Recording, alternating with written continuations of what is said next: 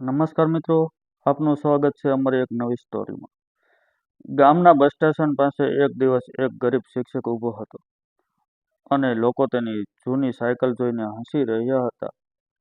પરંતુ થોડા જ દિવસોમાં એ માણસનું નામ આખા દેશમાં ગુંજવાનું હતું, કારણ કે જેને ગામના લોકો ગરીબ અને નિષ્ફળ શિક્ષક કહેતા હતા, તેને દેશના રાષ્ટ્રપતિના હાથે સન્માન મળવાનું હતું. આ કહાની છે મહેશભાઈની, જે ગામની નાની સરકારી શાળામાં શિક્ષક હતા. મહેશભાઈ પાસે ન મોટું ઘર હતું, ન સારી કાર, ન મોંઘા કપડાં. તેઓ રોજ લગભગ 10 કિલોમીટર જૂની સાયકલ ચલાવીને શાળાએ જતા. તેમના કપડાં સાદા હતા અને પગમાં ઘણીવાર જૂના ચપ્પલ જ હોય. ગામના કેટલાક લોકો તેમને જોઈને મજાક કરતા હતા અને કહેતા, આવો ગરીબ માણસ બાળકોને શું ભણાવશે. મહેશભાઈ બધું સાંભળતા, પરંતુ ક્યારેય જવાબ આપતા નહીં. તેઓ માનતા કે શિક્ષકનું કામ લોકો સાથે દલીલ કરવાનું નહીં, પરંતુ બાળકોનું ભવિષ્ય બદલવાનું છે. શાળામાં પહોંચ્યા પછી તેઓ સૌથી પહેલા વર્ગખંડ સાફ કરતા, પછી બાળકોને ભણાવતા. ખાસ કરીને ગરીબ બાળકો માટે તેઓ પોતે પુસ્તકો, નોટબુક અને પેન ખરીદીને આપતા. એક દિવસ એક વિદ્યાર્થી ફી ભરવા માટે પૈસા ન હોવાને કારણે શાળા છોડવાની વાત કરતો હતો. મહેશભાઈએ તેને પોતાની પાસે બોલાવ્યો અને કહ્યું, તું ફક્ત ભણવાનું ચાલુ રાખ, બાકીની ચિંતા મારી.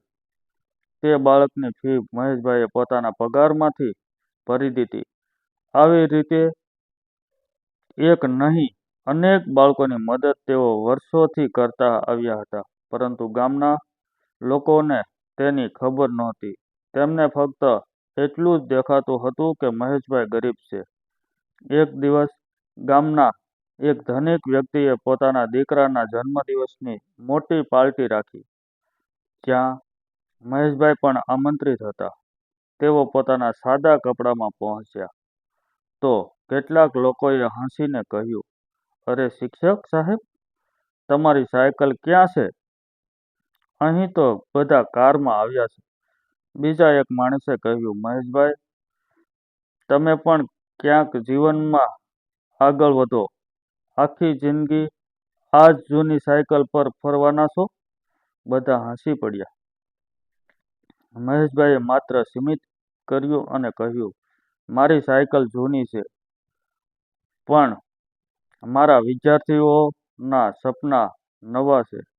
આ વાત સાંભળીને થોડી ક્ષણ માટે શાંતિ છવાઈ ગઈ, પરંતુ પછી લોકો ફરી હસવા લાગ્યા. મહેશભાઈ ઘરે પાછા આવ્યા ત્યારે તેમની પત્નીએ પૂછ્યું, આજે તમે થોડા ઉદાસ કેમ છો? મહેશભાઈએ કહ્યું, લોકો મારી ગરીબી પર હસે છે, પરંતુ મને દુઃખ એ વાતનું છે કે તેઓ શિક્ષણની કિંમત સમજતા નથી.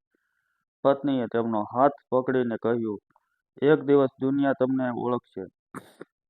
બીજા દિવસે મહેશભાઈ ફરી પોતાની જૂની સાયકલ લઈને શાળાએ પહોંચ્યા. થોડા સમય પછી તેમણે બાળકો માટે એક નવી પહેલ શરૂ કરી. તેઓ દરરોજ શાળા પછી એવા બાળકોને મફત ભણાવતા, જેમના માતા-પિતા તેમને ખાનગી ટ્યુશન માટે પૈસા આપી શકતા નહોતા.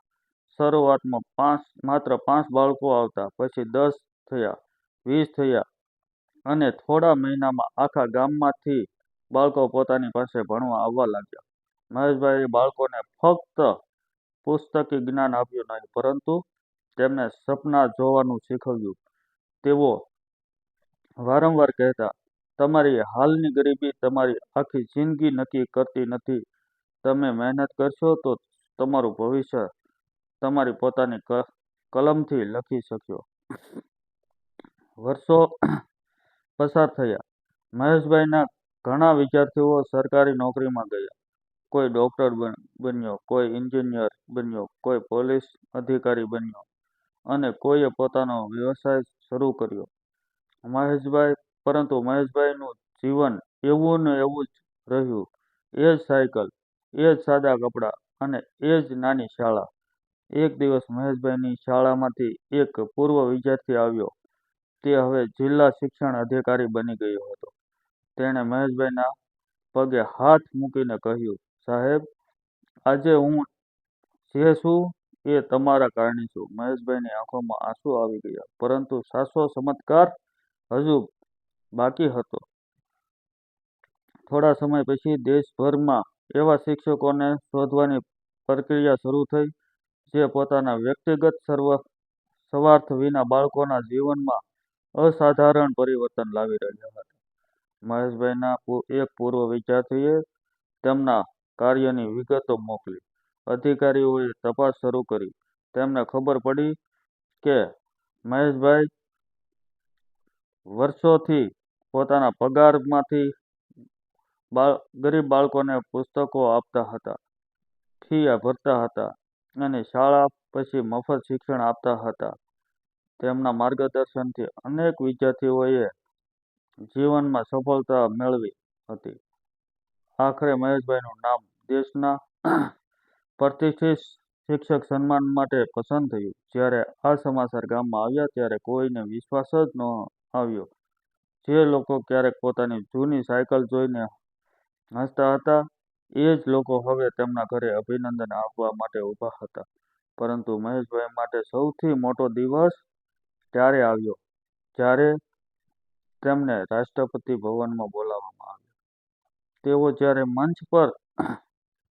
મંચ તરફ આગળ વધ્યા ત્યારે તેમના મનમાં પોતાની જૂની સાયકલ, નાનું ઘર, ગરીબ બાળકો અને ગામના લોકોની મજાક બધું જ ફરી વળ્યું. રાષ્ટ્રપતિએ તેમને સન્માનિત કર્યા અને પુરસ્કાર આપતા કહ્યું કે દેશની સાચી શક્તિ એવા શિક્ષકો છે, જેને પોતાના વિદ્યાર્થીઓનું ભવિષ્ય બનાવે છે. મહેશભાઈની આંખોમાં આંસુ આવી ગયા. તેમણે માઇક હાથમાં લીધું અને માત્ર એટલું જ કહ્યું, આ સન્માન મારું નથી, આ મારા દરેક ગરીબ વિદ્યાર્થીનું છે, જેણે મુશ્કેલી હોવા છતાં ભણવાનું છોડ્યું નથી. તેમની આ વાત સાંભળીને સમગ્ર હોલ તાળીઓથી ગુંજી ઉઠ્યો. થોડા દિવસ પછી મહેશભાઈ પોતાના ગામમાં પાછા આવ્યા.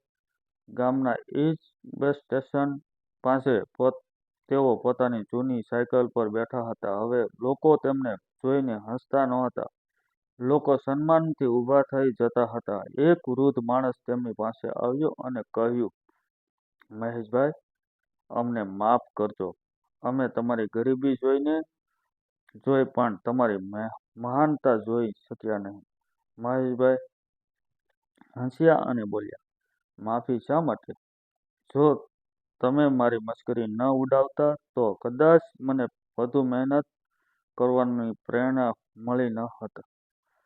ત્યારથી ગામમાં એક વાત વારંવાર કહેવાતી, કોઈ માણસને તેના કપડાં, ઘર કે વાહનથી ક્યારેય ન માપો, કારણ કે કદાચ એ જ માણસ કોઈના આખા જીવનને બદલી રહ્યો હોય.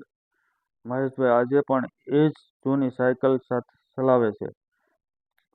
ફરક એટલો જ છે કે પોતાના લોકો તેમની સાયકલ જોઈને હસતા હતા અને આજે એ જ સાયકલ તેમની ઓળખ બની ગઈ. કારણ કે દુનિયાએ ખરેખર સમજી લીધું હતું કે ગરીબ માણસ પાસે પૈસા ઓછા હોઈ શકે, પરંતુ જો તેમની પાસે જ્ઞાન, ઈમાનદારી અને બીજાનું જીવન બદલવાની ભાવના હોય તો તેની કિંમત કોઈ કરોડપતિ કરતાં પણ વધારે હોઈ શકે છે. અને કદાચ આ જ કારણ છે કે રાષ્ટ્રપતિના હાથે મળેલું એ સન્માન માત્ર એક શિક્ષકનું સન્માન નહોતું, પરંતુ દરેક એવા ગરીબ અને ઈમાનદાર શિક્ષકોનું સન્માન હતું, જે પોતાનું જીવન બીજાના ભવિષ્ય માટે સમર્પિત કરી દે છે. જો તમને વાર્તા ગમી હોય તો લાઇક, શેર અને સબસ્ક્રાઇબ જરૂર કરજો મિત્રો.